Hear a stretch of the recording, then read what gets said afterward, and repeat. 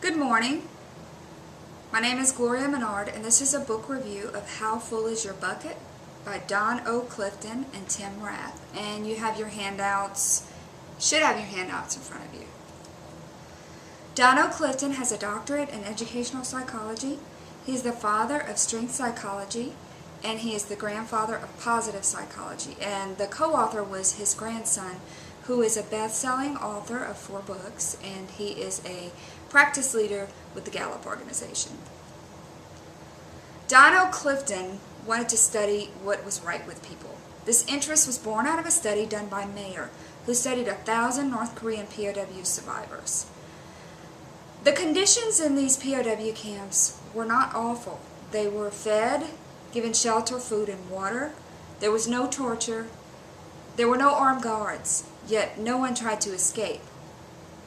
And Mayer found that the prisoners would just walk into the room, put a blanket over their head, give up, and die within 2 days. And he named this give-upitis.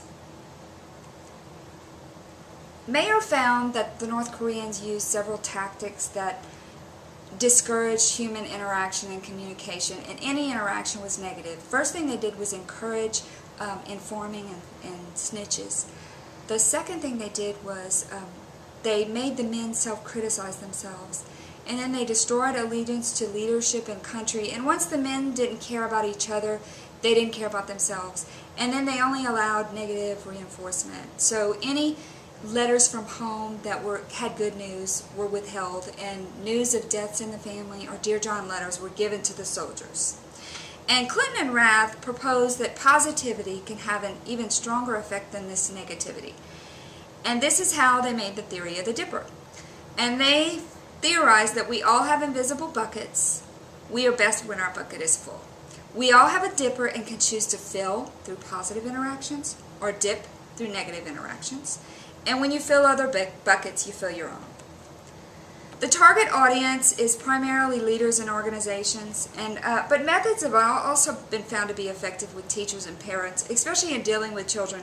When a child has a report card and say they have A's in English and C's in everything else, a lot of parents reinforce the negative, but they found that parents that reinforce the positive, these children tend to stay in school, do better, and end up in a career where they had that talent.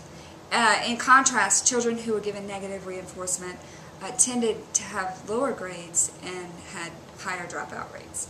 And marriage counselors use this by encouraging a 5-to-1 positive to negative interaction ratio, and the higher the positive in the ratio, the less likely to be divorced.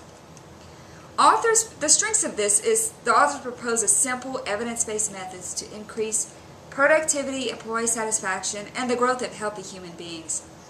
And they use these 5 strategies. Prevent bucket dipping, which means avoid negativity.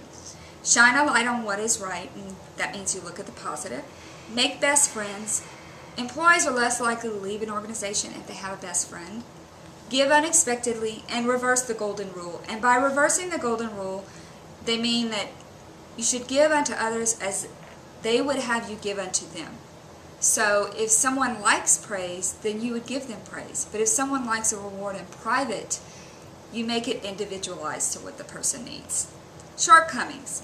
Humans are complex, and these are very simple methods. Even though they've proven to be effective, you may have a hard time convincing someone to use them. And negativity is not only contagious, but it can be ingrained in an organization, and it's very hard to combat this negativity.